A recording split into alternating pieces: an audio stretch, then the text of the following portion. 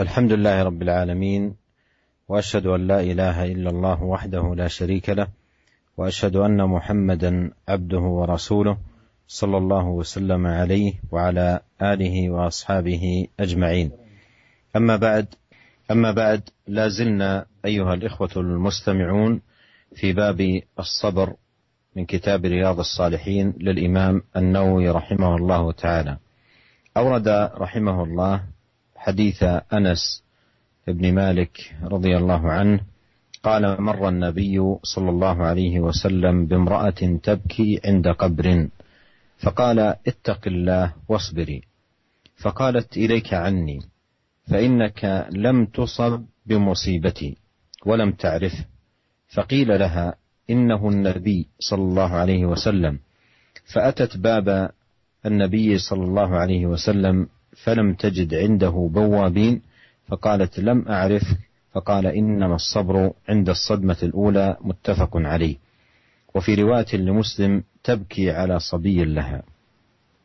هذا الحديث الذي ساقه الإمام النووي رحمه الله تعالى حديث عظيم في باب الصبر، ولا سيما الصبر على المصيبة، لأن الصبر أنواع ثلاثة: صبر على طاعة الله سبحانه وتعالى، وصبر عن معصية الله، وصبر على أقدار الله المؤلمة. وهذا الحديث حديث أنس في الباب أو النوع الثالث من أنواع الصبر، وهو الصبر الصبر على المصائب المقدرة.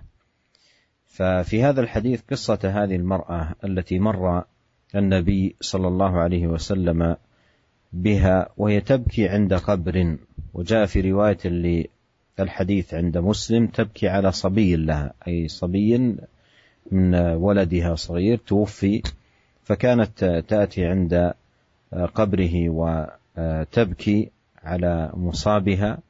فلما مر بها عليه الصلاة والسلام قال: اتق الله واصبري، منبها لها أن هذا الجلوس عند القبر والبكاء مما يتنافى مع الصبر. فقال: اتق الله واصبري، أي عليك أن تتحلي بتقوى الله عز وجل، وأن تتحلي بالصبر محتسبة في ذلك الأجر عند الله سبحانه وتعالى. فقالت المرأة: إليك عني، فإنك لم تصب بمصيبتي.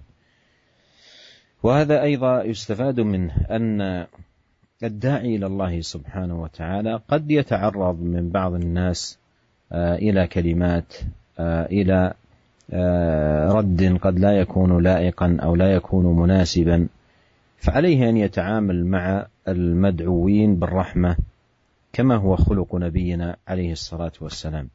فهذه المرأة لما ردت هذا الرد وقالت: إليك عني، أي انصرف عني ودعني واتركني، وليس هذا بالجواب اللائق والمناسب لمن يدعو إلى الخير وإلى الحق، وليس أيضا بالمناسب بمقام النبي الكريم عليه الصلاة والسلام. فقالت: إليك عني، فقابل ذلك عليه الصلاة والسلام بالحلم والرحمة، فقالت: إليك عني، فإنك لم تصب بمصيبتي، أي لم تصب بمثل هذه المصيبة التي أنا مصابة بها بفقدي لولدي، ولم تعرفه. عندما كانت تخاطبه هذا الخطاب ما كانت تعرف أنه هو نبي الله صلوات الله وسلامه عليه. فلما مضى عليه الصلاة والسلام قيل لها: إنه النبي صلى الله عليه وسلم، أي من كنت تخاطبينه بذلك الخطاب هو نبي الله صلى الله عليه وسلم. فأتت باب النبي عليه الصلاة والسلام، أي جاءت معتذرة عن جوابها الذي صدر منها الذي لا يليق بمقام النبي عليه الصلاة والسلام. فأتت باب النبي صلى الله عليه وسلم فلم تجد عنده بوابين. وهذا أيضا مما يبين المكانة العظيمة التي كان عليها النبي صلى الله عليه وسلم مع منزلته العالية ودرجته الرفيعة. كان يسكن في بيت متواضع وفي حجرات متواضعة مع أزواجه عليه الصلاة والسلام، ولم يكن لتلك الحجرات بوابين أو حرس أو حجاب أو نحو ذلك. فقالت معتذرة: لم أعرفك، أي لم أعرفك عندما أجبتك بذلك الجواب أنك أنت رسول الله صلى الله عليه وسلم. فقال عليه الصلاة والسلام: إنما الصبر عند الصدمة الأولى، إنما الصبر عند الصدمة الأولى. وهذه أيها الإخوة المستمعون قاعدة ثمينة جدا في باب الصبر على المصائب، ينبغي للمسلم أن يتنبه لها جيدا. أن الصبر أي المعتبر المثاب عليه عند الصدمة الأولى، عندما يصدم الإنسان بالمصاب أو يبتلى بالمصاب، فعند الصدمة الأولى يكون الصبر. أما الصبر الذي يأتي فيما بعد الصدمة بيوم ويومين أو شهر أو شهرين، فهذا في الحقيقة ليس من الصبر، وإنما هو من السلو الذي يحصل لكل إنسان. ولهذا قيل إن من لم يصبر عند الصدمة الأولى سيسلو فيما بعد سلو البهائم. يعني البهيمة عندما تفقد مثلا وليدها، وقت فقدها له تتأثر لذلك، ثم بعد ذلك تنشغل بالأكل والحركة وتنسى ذلك. فمن لم يصبر عند الصدمة الأولى سلى سلو البهائم. فالذي يليق بالمسلم وبمقام المسلم ومكانة المسلم أن يجاهد نفسه من أول وهلة يصاب فيها بمصاب إلى التحلي بالصبر، فالصبر عند الصدمة الأولى. وقوله هنا إنما الصبر، الأسلوب هنا من أساليب الحصر، إنما الصبر أي على المصاب يكون عند الصدمة الأولى، أما بعد ذلك فهذا ليس هو الصبر الذي ينبغي أن يكون عليه المسلم، فالصبر إنما هو عند الصدمة الأولى. Bismillahirrahmanirrahim. Alhamdulillah, segala puji dan syukur kita panjatkan kehadirat Allah Subhanahu wa taala. Semoga salawat dan salam senantiasa tercurahkan kepada suri teladan kita, junjungan kita Nabi Muhammad sallallahu alaihi wasallam, serta keluarganya dan juga kepada seluruh sahabat beliau tanpa terkecuali. Para pendengar Radio Raja dan radio-radio yang lain yang dirahmati oleh Allah Subhanahu wa taala, kita melanjutkan bahasan kita tentang syarah daripada kitab Riyadhus Shalihin dalam bab sabar. Dan Al-Imam Nawawi rahimahullah membawakan sebuah hadis dari Anas bin Malik radhiyallahu taala anhu. Beliau berkata, Nabi sallallahu alaihi wasallam melewati seorang wanita yang sedang dalam keadaan menangis di sebuah kuburan. Maka Rasulullah sallallahu alaihi wasallam berkata kepada wanita tersebut, "Ittaqillaha wasbiri." Hendaknya engkau bertakwa kepada Allah Subhanahu wa taala dan hendaknya engkau bersabar wahai sang wanita. Maka apa kata wanita tersebut kepada Nabi sallallahu alaihi wasallam? "Ilaika anni." Tinggalkanlah aku atau menjauhlah dariku. Fa innaka lam tusab bi musibati. Sungguhnya engkau tidak ditimpa seperti musibah yang menimpaku. Wanita tersebut tidak mengetahui bahwasanya yang menegur adalah Rasulullah sallallahu alaihi wasallam. Maka dikatakan kepada sang wanita, "Innahun nabi." Sungguhnya tadi yang menegur engkau adalah Nabi sallallahu alaihi wasallam. Maka fa'atat baban Nabi sallallahu alaihi wasallam falam tajid indahu bawabin.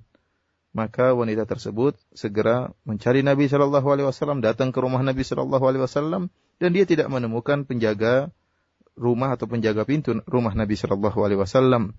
Kemudian dia berkata kepada Nabi, "Lam a'rifka." Saya tidak mengetahui bahwasanya engkau adalah Rasulullah.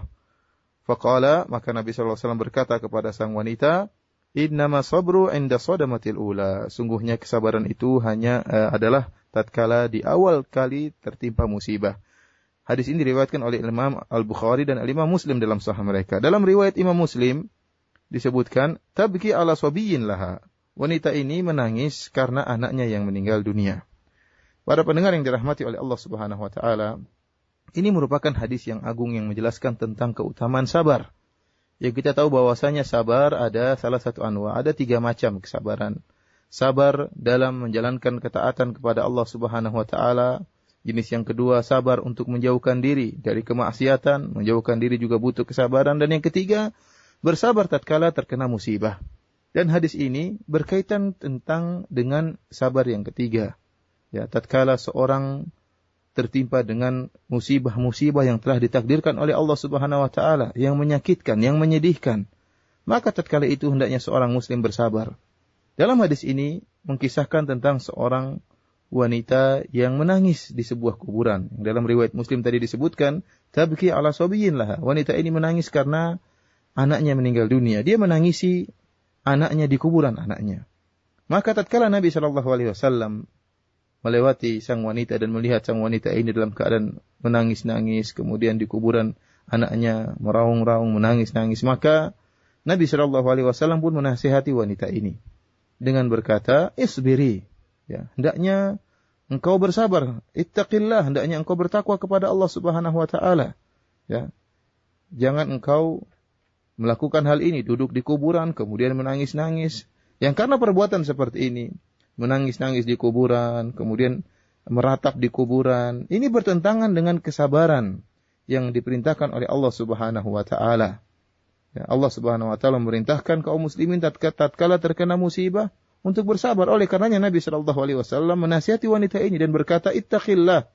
Wahai sang wanita, hendaknya engkau bertakwa kepada Allah. Hendaknya engkau menghiasi dirimu dengan takwa dan bersabar, dan ihtisab, hendaknya engkau berharap pahala dari Allah Subhanahu wa taala. Akan tetapi, apa jawaban wanita ini? Wanita ini tidak mengetahui bahwa yang menegurnya adalah Rasulullah sallallahu alaihi wasallam. Maka dia pun berkata kepada Nabi sallallahu alaihi wasallam, "Ilaika anni." Menjauhlah engkau dariku. Ya, menjauhlah engkau. Tinggalkan aku, jauhlah engkau dariku.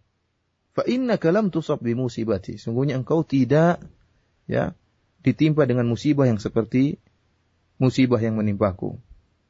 Tentunya ini adalah perkataan yang tidak layak dan tidak pantas diucapkan kepada Nabi sallallahu alaihi wasallam.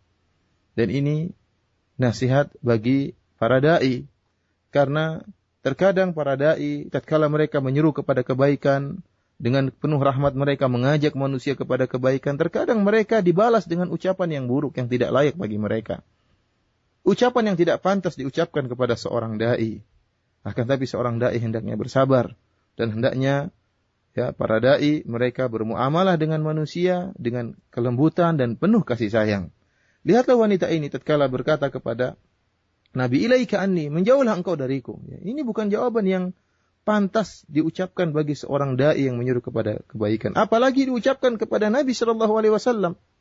Apalagi diucapkan kepada Nabi sallallahu alaihi wasallam. Tentunya tidak pantas dan tidak layak. Akan tetapi Nabi sallallahu alaihi wasallam menghadapi ucapan tersebut dengan penuh rahmat dan penuh ketenangan. Nabi sallallahu alaihi wasallam tidak membalas ucapan yang buruk tadi. Akan tetapi Nabi sallallahu alaihi wasallam pun berpaling. Oleh karenanya kita memiliki contoh yang mulia dari Rasulullah sallallahu alaihi wasallam. Tatkala kita dihadapkan dengan perkataan yang tidak layak dari orang-orang yang kita dakwahi, maka kita bersabar dan kita sikapi dengan lembut sebagaimana yang dicontohkan oleh Nabi sallallahu alaihi wasallam. Tatkala Nabi sallallahu alaihi wasallam pergi berlalu meninggalkan sang wanita ini, maka wanita ini pun ditegur oleh orang lain. Dikatakan kepada sang wanita, "Wahai sang wanita, sungguhnya orang yang tadi menegur engkau, yang engkau tadi berbicara dengannya adalah Rasulullah sallallahu alaihi wasallam." Maka wanita ini pun kaget. Maka dia pun segera pergi mencari Nabi sallallahu alaihi wasallam. Fa'atat baban Nabi sallallahu alaihi wasallam. Pergi mencari Nabi sallallahu alaihi wasallam, ingin minta maaf kepada Nabi sallallahu alaihi wasallam karena dia telah mengucapkan kalimat yang tidak pantas. Dia sadar bahwasanya ucapannya tadi keliru, tidak pantas diucapkan kepada Nabi sallallahu alaihi wasallam. Apa kata Anas bin Malik radhiyallahu taala anhu? "Falam tajid indahu bawabin." Dan wanita ini tatkala sampai di rumah Nabi sallallahu alaihi wasallam, dia tidak menemukan ada penjaga pintu dari yang menjaga, ada para penjaga, tidak ada para penjaga yang menjaga pintu Nabi sallallahu alaihi wasallam. Ini menunjukkan bagaimana tawadhu'nya Nabi sallallahu alaihi wasallam. Kita tahu meskipun Nabi sallallahu alaihi wasallam memiliki makanah, memiliki kedudukan yang sangat tinggi, akan tapi Nabi sallallahu alaihi wasallam hidup dengan penuh kesederhanaan. Beliau hidup di rumah yang kecil, rumah-rumah istri-istri beliau sallallahu alaihi wasallam yang penuh dengan kesederhanaan. Tidak ada para penjaga yang menjaga rumah beliau, tidak ada orang-orang yang harus dilewati kalau ingin bertemu dengan beliau. Oleh karenanya sang wanita begitu ingin bertemu dengan Nabi, dia langsung bisa saja mengetuk pintu Nabi Shallallahu Alaihi Wasallam, tidak harus melewati para penjaga sebagaimana orang-orang yang orang-orang besar di zaman sekarang ini. Kemudian tatkala sang wanita bertemu dengan Nabi, dia pun berkata, "Lam a'rifka, wahai Rasulullah, saya tadi tidak mengetahui bahwasanya itu adalah engkau." Maka Nabi Shallallahu Alaihi Wasallam pun berkata kepada sang wanita, "Innama sabru 'inda sadamatil ula." Ketahuilah bahwasanya kesabaran itu adalah tatkala pertama kali seorang terkena musibah. Ini merupakan kaidah yang sangat berharga bagi orang-orang yang terkena musibah, yang hendaknya diketahui oleh seorang muslim. Kaum muslimin harus mengetahui kaidah yang sangat berharga ini, bahwasanya kesabaran yang muktabar, yang dianggap oleh Allah Subhanahu wa taala merupakan kesabaran, adalah kesabaran yang menghiasi seorang muslim tatkala pertama kali terkena musibah.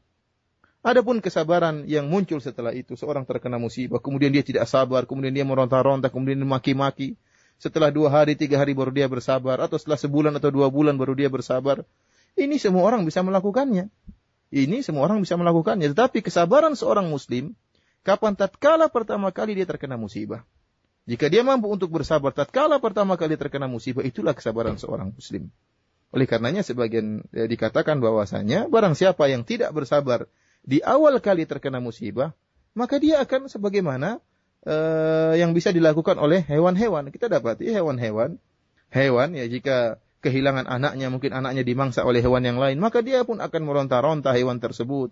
Ya, hewan tersebut akan bersedih. Akan tapi beberapa saat kemudian dia pun akhirnya melupakan anaknya. Dia kemudian mencari makan, sibuk mencari kegiatan yang lain. Oleh karenanya seorang muslim memiliki keutamaan, yaitu dia bersabar tatkala di awal kali terkena musibah. Oleh karenanya Nabi sallallahu alaihi wasallam menggunakan metode hasar yang disebut dengan metode atau uslub pembatasan. Kata Nabi sallallahu alaihi wasallam, "Innama as-sabru." Hanya saja kesabaran itu, jadi ada kalimat hanya saja. Hanya saja kesabaran itu 'inda sadmatil ula, tatkala pertama kali seorang terkena musibah. ثم أورد الإمام النووي رحمه الله تعالى حديث أبي هريرة أن رسول الله صلى الله عليه وسلم قال: يقول الله تعالى: ما لعبدي المؤمن عندي جزاء إذا قبضت صفيه من أهل الدنيا ثم احتسبه إلا الجنة. رواه البخاري. هذا الحديث أيضا من الأحاديث المتعلقة بجانب الصبر عند المصاب. والعبد أيها الإخوة المؤمنون المستمعون عرضة في هذه الحياة للابتلاء بأنواع المصائب، إما بفقد محبوب أو زوال أو وجود مرهوب، فيبتلى بهذا وهذا. وقد قال الله تعالى: ولنبلونكم بشيء من الخوف والجوع ونقص من الأموال والأنفس والثمرات وبشر الصابرين. فالعبد عرضة للابتلاء، والواجب عليه أن يروض نفسه على الصبر عند الابتلاء. وقد مر معنا في الحديث المتقدم حديث أنس أن الصبر المحمود شرطه أن يكون عند الصدمة الأولى. أما بعد الصدمة الأولى فالإنسان سيسلو بطبعه وينسى ذلك المصاب وينشغل بأمور حياته. فالصبر المعتبر المأجور عليه صاحبه أن يكون عند الصدمة الأولى. ونتنبه أيها الإخوة المستمعون إلى أن المصيبة نفسها ليست هي التي يؤجر عليها العبد، وإنما لأنه ليست من كسبه ولا من عمله، وإنما يؤجر العبد على عمله هو الذي يقوم به عند المصاب. فليحذر أن يفوت نفسه عند المصاب الفوز بالثواب، ثواب العبودية التي تكون عند المصاب، وهي الصبر والاحتساب وتقوى الله جل وعلا. فالمرأة في الحديث الأول قال لها: اتق الله واصبري، حثها على هذا العمل الذي إن قامت به أثابها الله سبحانه وتعالى. وهذا الحديث في حديث أبي هريرة قال فيه الله سبحانه وتعالى، والحديث حديث قدسي، قال: ما لعبدي المؤمن عندي جزاء إذا قبضت صفيه من أهل الدنيا ثم احتسبه إلا الجنة. فالاحتساب عمل العبد يثاب عليه، والثواب الجنة، جنات النعيم. أما قبض صفي العبد هذا ليس من عمله، هذا أمر قدر على العبد وكتبه الله عليه، وما كتبه الله كان. فإذا احتسبه أي تحلى بالاحتساب، احتسب أجر ذلك وثوابه عند الله، كان ثوابه على ذلك الجنة. قوله في الحديث: ما لعبدي المؤمن، قيد حصول هذا الثواب بالإيمان، وفيه فائدة، وهي أن غير المؤمن لا يثاب على أعماله وإن كانت صالحة، لأن وجود الإيمان أساس لقبول الأعمال والانتفاع بها. وقد قال الله تعالى: ومن أراد الآخرة وسعى لها سعيها وهو مؤمن فأولئك كان سعيهم مشكورا. لأن السعي المشكور أن السعي لا يكون مشكورا إلا إذا كان صاحبه مؤمنا بالله سبحانه وتعالى وبما أمر عباده بالإيمان به. ولهذا قال هنا: ما لعبدي المؤمن عندي جزاء إذا قبضت صفيه. وصفيه أي حبيبه من أهل الدنيا، سواء كان والدا أو والدة أو أخا أو ابنا، مثل ما في الحديث المتقدم قصة المرأة، أو صديقا أو غير ذلك. إذا قبضت صفيه من أهل الدنيا ثم احتسبه، هذا فعل العبد الذي يؤجر عليه الاحتساب في ما حصل له من مصاب، فيتلقى المصيبة بالصبر واحتساب أجر ذلك عند الله. فمن كان كذلك ليس له ثواب إلا الجنة. وفي الآية الكريمة المتقدمة قال: وبشر الصابرين الذين إذا أصابتهم مصيبة قالوا إنا لله وإنا إليه راجعون أولئك عليهم صلوات من ربهم ورحمة وأولئك هم المهتدون. Para pendengar yang dirahmati oleh Allah Subhanahu wa taala, kemudian Imam Nawawi rahimahullah membawakan sebuah hadis dari Abu Hurairah radhiyallahu taala anhu bahwasanya Rasulullah sallallahu alaihi wasallam bersabda, yaqulullahu taala, Allah Subhanahu wa taala berfirman, "Ma li 'abdil mu'min 'indi jazaa'un idza qabadtu safiyahu min ahli dunya thumma ihtasabahu ila al-jannah." Kata Allah Subhanahu wa taala dalam suatu hadis yang qudsi, tidak ada balasan bagi seorang hambaku yang beriman, ya, tidak ada balasan di sisiku baginya jika aku mengambil ruh dari orang yang dicintainya dari penduduk dunia, kemudian dia pun mengharap pahala dariku, kecuali balasan yang setimpal adalah surga. Tidak ada balasan yang setimpal baginya kecuali surga. Hadis ini hadis yang diriwayatkan oleh Al-Imam Al-Bukhari, dan dia merupakan salah satu hadis yang berkaitan dengan masalah sabar tatkala terkena musibah. Ketahuilah para pendengar yang dirahmati oleh Allah Subhanahu wa taala, seorang hamba dia pasti akan terkena musibah dalam kehidupan dunia ini. Dia akan diuji oleh Allah Subhanahu wa taala dengan berbagai macam musibah, dengan berbagai model-model musibah.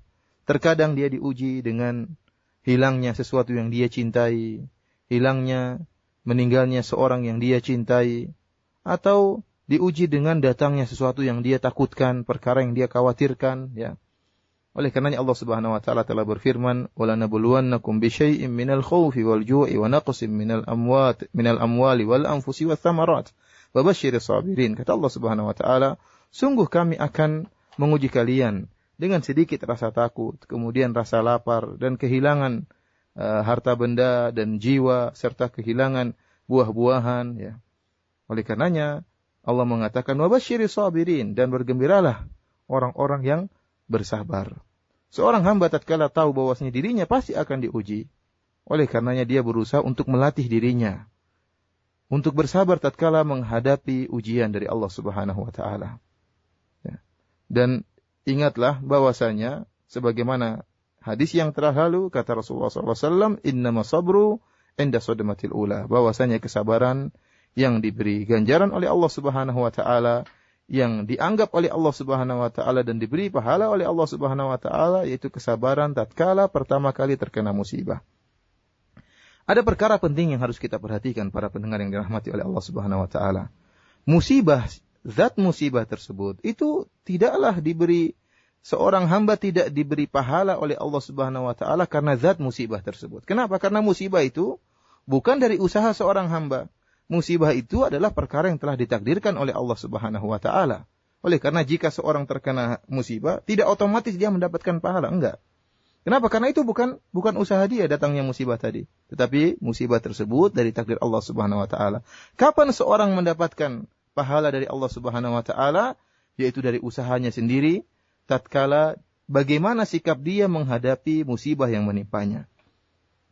Jika dia bersabar tatkala terkena musibah dan dia ihtisab, mengharapkan pahala dari Allah Subhanahu wa taala, maka itulah amalannya dan dia akan mendapatkan pahala dari Allah Subhanahu wa taala karena kesabarannya dan karena sikap dia yang ihtisab, ingin mendapatkan ganjaran dari Allah Subhanahu wa taala. Bahkan wanita yang tadi kita sebutkan dalam hadis yang pertama, tatkala dia pun menangis ya di kuburan anaknya, Rasulullah SAW mengingatkan wanita tersebut, ittaqillaha wasbiri, ya hendaknya engkau bertakwa kepada Allah dan sabar. Kalau wanita tadi bersabar dalam kondisi seperti itu, terkena musibah, dia akan mendapatkan pahala di sisi Allah Subhanahu wa taala. Oleh karenanya dalam hadis ini jelas sekali Rasulullah SAW menjelaskan tentang sebuah hadis qudsi di mana Allah menyebutkan jika seorang hamba terkena musibah kemudian dia bersabar dan mengharapkan pahala dari Allah, maka dia akan mendapatkan surga di sisi Allah Subhanahu wa taala. Allah Subhanahu wa taala berfirman dalam hadis qudsi ini, "Mali 'abdil mu'min 'indi." Ya. Kata Allah Subhanahu wa taala, tidaklah seorang mukmin ya tatkala aku mencabut ruh dari orang yang dia cintai dari penduduk dunia, tsumma ihtasabahu, kemudian dia mengharapkan pahala dari musibah tersebut. Tidak ada balasan baginya illal jannah, kecuali surga. Ini jelas bahwasanya yang diberi pahala adalah seorang hamba yang ihtisab, yang mengharapkan ganjaran dari Allah tatkala terkena musibah. Kemudian perhatikan dalam hadis ini, Allah Subhanahu wa taala menyebutkan dalam hadis qudsi ini, "Mali 'abdil mu'min." Tidak ada balasan setimpal bagi hambaku yang beriman. Allah Subhanahu wa taala mentakyid menyebutkan tentang masalah keimanan. Ini ada faedah yang sangat besar. Artinya apa? Seorang yang tidak beriman kepada Allah Subhanahu wa taala, bagaimanapun dia beramal saleh, bagaimanapun dia bersabar tatkala terkena musibah, dia tidak akan mendapatkan pahala di sisi Allah Subhanahu wa taala. Karena Allah Subhanahu wa taala berfirman, "Wa man arada al-akhirata wa sa'a laha sa'yaha wa huwa mu'min, fa ulaika kana sa'yuhum mashkura." Kata Allah Subhanahu wa taala, dan barang siapa yang menginginkan akhirat dan berusaha untuk mencari akhirat, wa huwa mu'min, dan dia dalam keadaan beriman, fa ulaika kana sa'yuhum mashkura. Itulah orang-orang yang usaha mereka, amalan mereka akan diberi pahala oleh Allah Subhanahu wa taala. Di sini Allah Subhanahu wa taala mempersyaratkan wa huwa mu'min, seorang harus beriman kepada Allah Subhanahu wa taala. Oleh karenanya amalan seorang hamba, bagaimanapun besarnya amalan tersebut, jika tidak disertai dengan keimanan kepada Allah Subhanahu wa taala, tidak akan mendapatkan pahala sedikit pun dari Allah Subhanahu wa taala. Kemudian dalam hadis ini tatkala Allah berfirman dalam hadis ini, "Idza qabattu safiyahu," jika aku mengambil ruh orang yang dia cintai, ya. Ini umum ya, mencakup orang-orang yang dicintai oleh seorang hamba dari penduduk dunia. Bisa jadi yang meninggal adalah bapaknya, bisa jadi yang meninggal adalah ibunya, bisa jadi yang meninggal adalah saudaranya, kakaknya atau adiknya yang dia cintai, bisa jadi yang meninggal adalah anaknya. Sebagaimana hadis tadi yang pertama, seorang wanita yang kata Rasulullah SAW, "Innamas sabru 'inda sadamatil ula." Sesungguhnya kesabaran itu pada pertama kali tatkala terkena musibah, yang dia tatkala itu kehilangan putranya yang meninggal dunia. Atau seorang yang kemudian sahabat dekatnya meninggal dunia, kemudian dia bersedih. Oleh karenanya hadis ini mencakup seluruh orang yang dicintai seorang hamba. Jika meninggal, maka seorang hamba harus bersabar kepada Allah Subhanahu wa taala, kemudian harus ihtisab, mengharapkan ganjaran dari sisi Allah Subhanahu wa taala, maka dialah yang akan mendapatkan pahala di sisi Allah Subhanahu wa taala, sebagaimana diisyaratkan dalam ayat yang telah kita sebutkan di awal pengajian tentang sabar. Ya wa basyirus sabirin alladzina idza asabatuhum musibatun qalu inna lillahi wa inna ilaihi raji'un. Dan berilah kabar gembira kepada orang-orang yang bersabar tatkala mereka terkena musibah, mereka mengatakan inna lillahi wa inna ilaihi raji'un. Sungguhnya kami adalah milik Allah dan kami akan kembali kepada Allah Subhanahu wa taala. Mereka itulah orang yang akan mendapatkan salawat dan rahmat dari Allah Subhanahu wa taala. ثم أورد الإمام النووي رحمه الله تعالى حديث أم المؤمنين عائشة رضي الله عنها أنها سألت رسول الله صلى الله عليه وسلم عن الطاعون، فأخبرها أنه كان عذابا يبعثه الله تعالى على من يشاء، فجعله الله تعالى رحمة للمؤمنين، فليس من عبد يقع في الطاعون فيمكث في بلده صابرا محتسبا يعلم أنه لا يصيبه إلا ما كتب الله له إلا كان له مثل أجر الشهيد. رواه البخاري. هذا الحديث أيضا هو في باب الصبر على المصاب، ولا سيما عندما يصاب الإنسان في بدنه بالأمراض والأسقام والأوجاع، وخاصة هذا المرض الشديد العظيم الخطير الذي هو الطاعون. والطاعون مرض يصيب بدن الإنسان، فيكون في البدن بثور وتورمات وأيضا ارتفاع في الحرارة وتقيؤ مستمر، وفي الغالب أنه يؤدي بعد أتعاب إلى وفاة الإنسان. فهو مرض من أشد ما يكون في الأمراض التي يصاب بها العبد. وقد أخبر نبينا عليه الصلاة والسلام أن هذا المرض كان في الأمم التي قبلنا عذابا يبعثه الله على من يشاء، أي يعذب به الظلمة والطغاة وأهل الخبث والشر، يبعث الله سبحانه وتعالى عليهم ذلك المرض عذابا يعذبهم به في الدنيا عذابا معجلا، وعذاب الآخرة أشد وأبقى. نسأل الله عز وجل لنا جميعا العافية والسلامة. قال عليه الصلاة والسلام: فجعله الله تعالى رحمة للمؤمنين، فجعله الله رحمة للمؤمنين، أي أن الله عز وجل أكرم أمة الإسلام أمة محمد عليه الصلاة والسلام بأن جعله رحمة لهم. ووجه كونه رحمة أن الله عز وجل إذا ابتلاهم به وتلقوا ذلك بالصبر والاحتساب والعلم بأن ما أصابهم لم يكن ليخطئهم، وأن ما شاء الله كان مصابهم ذلك ممحصا لهم ومطهرا لهم ومنقيا من أدران الذنوب والمعاصي والآثام التي قد وقعوا فيها، فيكون هذا الوباء أو هذا المرض فيه التمحيص، والمصائب كفارات. والنبي صلى الله عليه وسلم قال لذلك الرجل: طهور إن شاء الله، أي مطهر لك. فمن هذا الوجه يكون هذا المرض الشديد رحمة للمؤمن، لأن المؤمن يتلقاه بالصبر والاحتساب فيتمحص ويتطهر ويتنقى بهذا المرض من أدران الذنوب والمعاصي. قال: فجعله الله تعالى رحمة للمؤمنين، فليس من عبد يقع في الطاعون فيمكث في بلده صابرا. وهذا فيه تنبيه إلى أن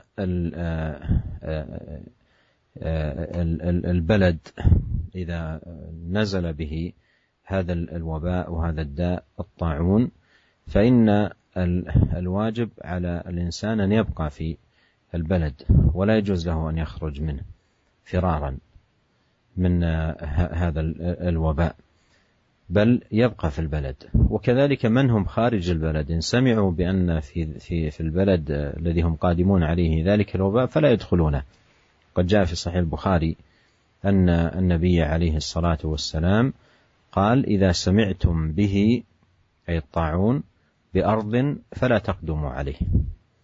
إذا سمعتم به بأرض فلا تقدموا عليه، وإذا وقع بأرض وأنتم بها فلا تخرجوا فرارا منه.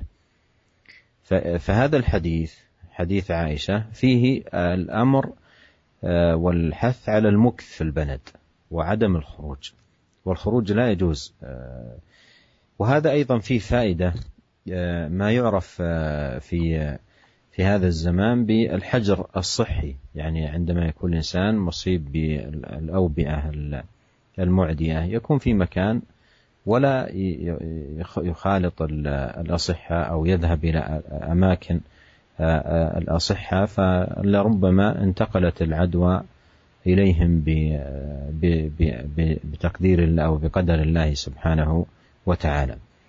قال: فيمكث في بلده صابرا محتسبا، عودا على ما سبق التنبيه عليه، وهو أن المصيبة نفسها ليست من فعل العبد، وإنما هي أمر يقدره الرب سبحانه وتعالى على عبده.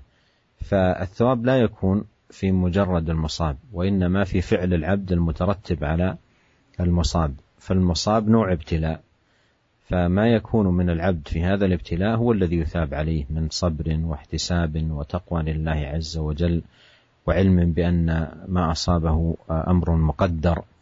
قال تعالى: ما أصاب من مصيبة إلا بإذن الله ومن يؤمن بالله يهدي قلبه، أي أن المسلم يعلم أن المصيبة من عند الله فيرضى ويسلم. قال: فيمكث في بلده صابرا محتسبا، صابرا أي على ما أصابه، محتسبا أي أجر ذلك وثوابه عند الله، يعلم أنه لا يصيبه إلا ما كتب الله له. فهذه ثلاثة أمور: صبر واحتساب وإيمان بأن ما أصابه أمر مقدر ومكتوب لا مناص عنه ولا مفر منه، فما شاء الله كان ولا بد أن يقع طبقا لما شاء. فمن جمع هذه الأمور في هذا الابتلاء كان أجره مثل أجر الشهيد، كما قال عليه الصلاة والسلام: إلا كان له مثل أجر الشهيد. فيكون أجره وثوابه عند الله سبحانه وتعالى كأجر الشهيد. فهذا الذي مات بالطاعون وتلقى هذا المصاب بالصبر أجره كأجر الشهيد، أي له ثواب الشهيد في الدار الآخرة. أما في الدنيا فإنه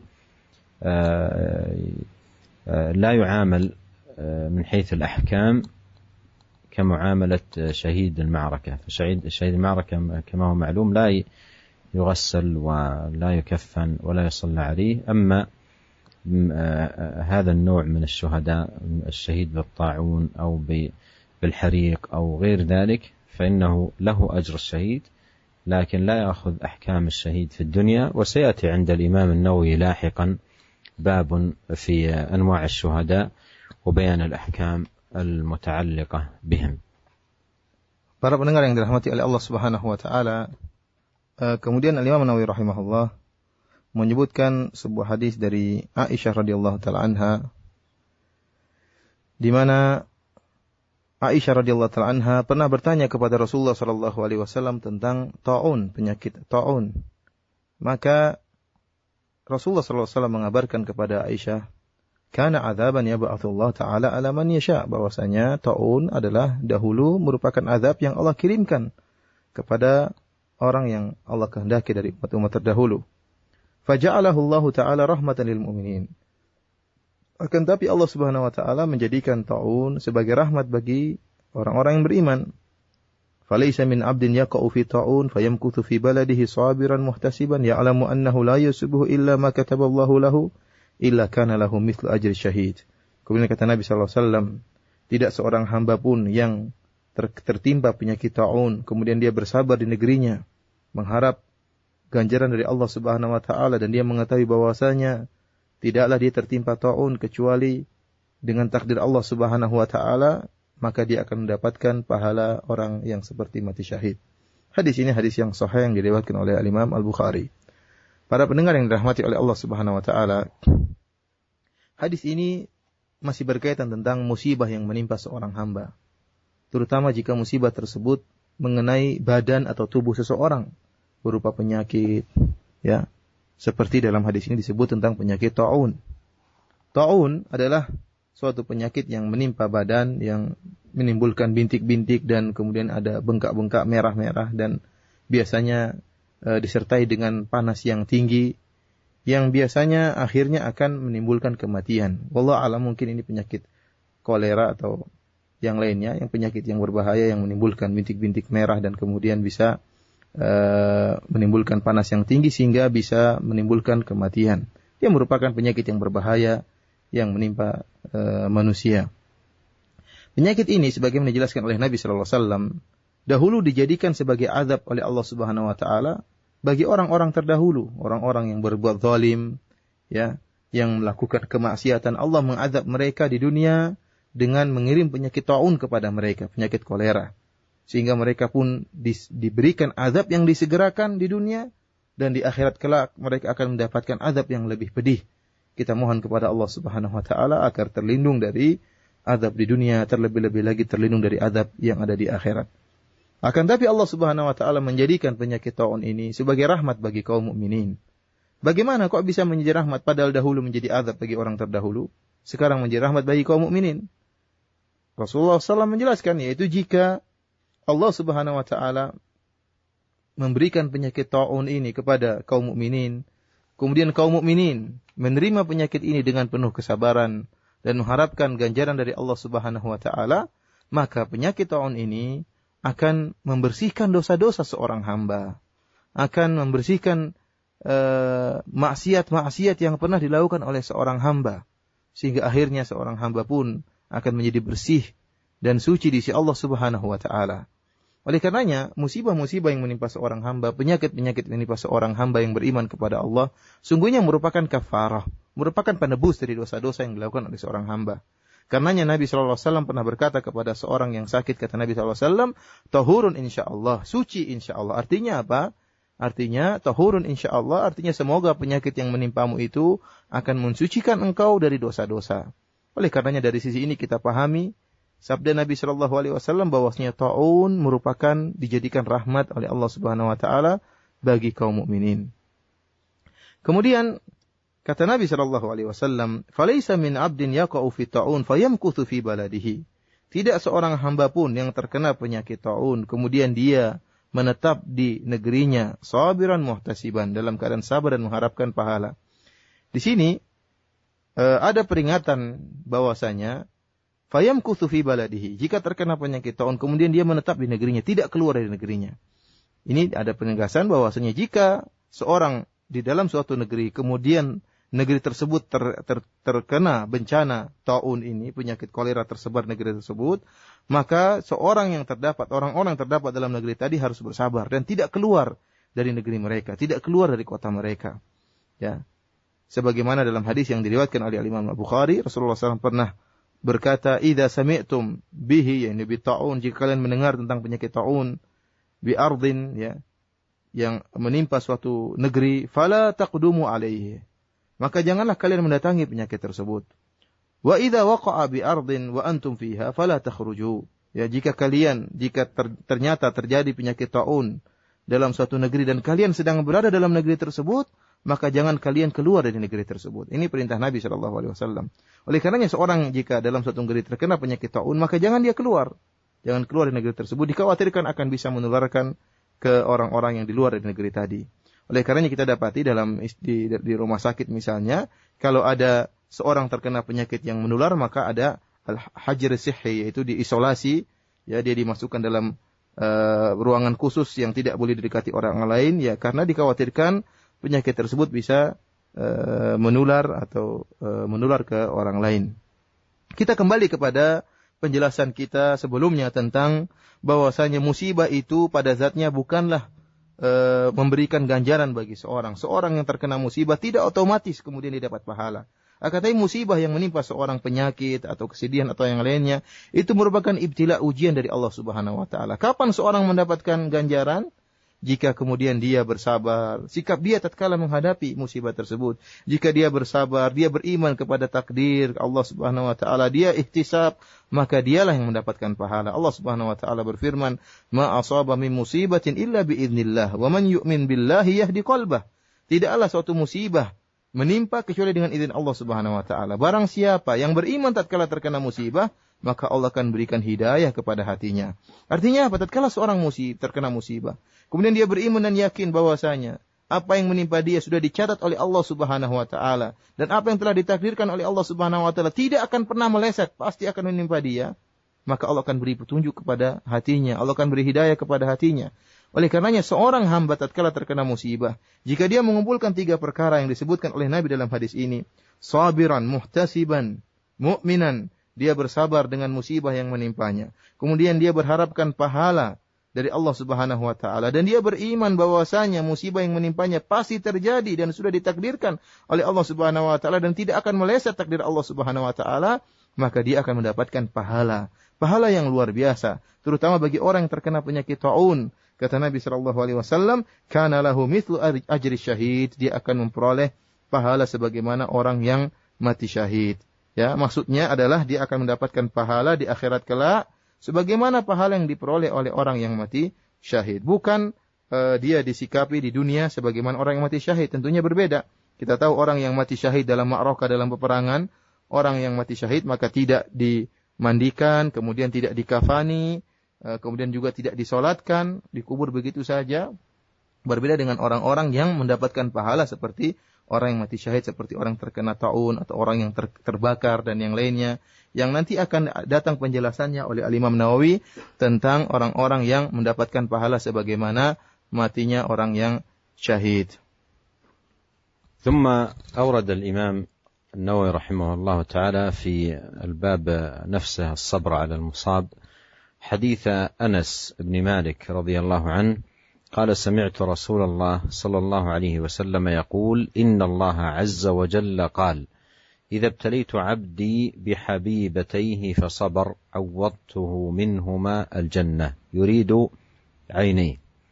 هذا الحديث العظيم فيه الحث على الصبر والتحلي به عند المصاب، ولا سيما عندما يبتلى الإنسان بفقد عينيه فلا يبصر الأشياء ولا يرى الطريق ولا يستطيع أن يتحرك إلا بقائد، ومعلوم الحال التي يكون عليها من كف بصره، ولا سيما من كان يبصر ويرى الطريق ثم ابتلي بفقد البصر، يكون الأمر في حقه عظيم جدا ومصاب كبير جدا. فيأتي هذا الحديث لحث المسلم عندما يبتلى بمثل هذا الابتلاء أن يتحلى بالصبر. ونتأمل في قول الله عز وجل في هذا الحديث القدسي: إذا ابتليت عبدي بحبيبتي.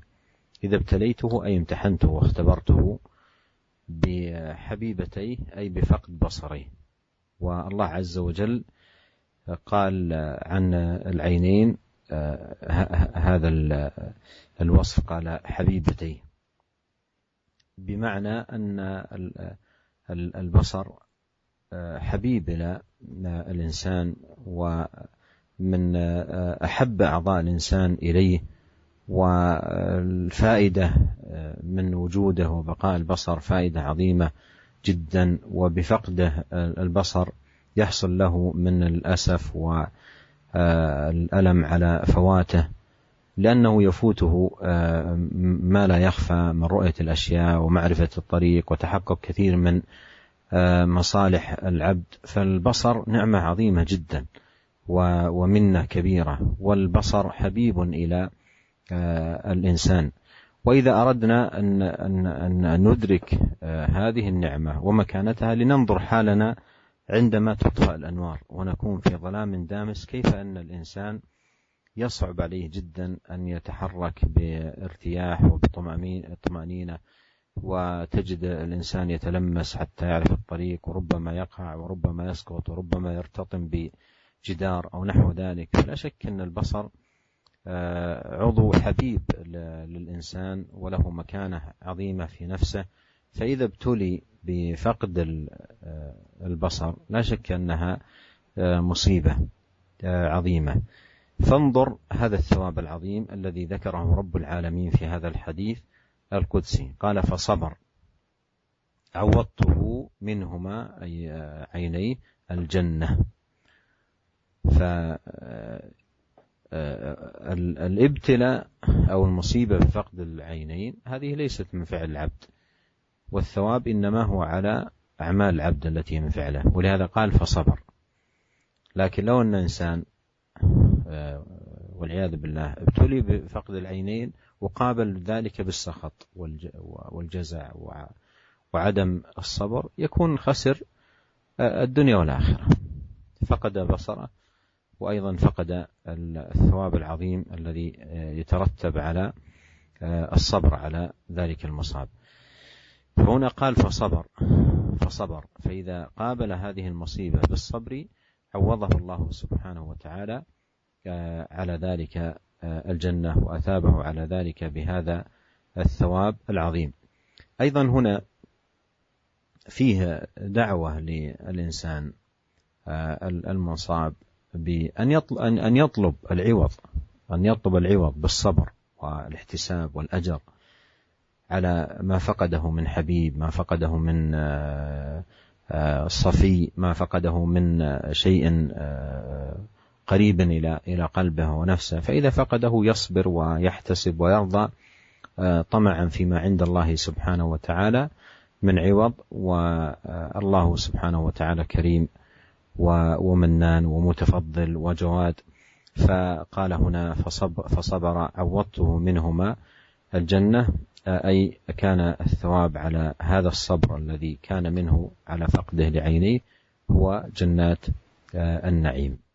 ونسأل الله الكريم رب العرش العظيم أن يوفقنا جميعا لكل خير، وأن يجعلنا من عباده المتقين وأوليائه المقربين، وأن يصلح لنا شأننا كله، وأن لا يكلنا إلى أنفسنا طرفة عين، إنه سميع قريب مجيب. والله أعلم، وصلى الله وسلم على عبده ورسوله نبينا محمد وآله وصحبه.